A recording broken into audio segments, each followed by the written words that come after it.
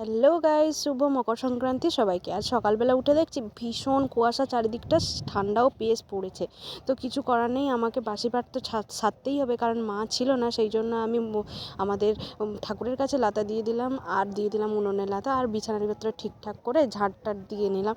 তারপরে সকালবেলা আমাদের প্রত্যেক দিন তরকারি হয়, সেই মতো আলুর তরকারি করলাম, সাথে একটু বরবটিও ফেলে দিলাম।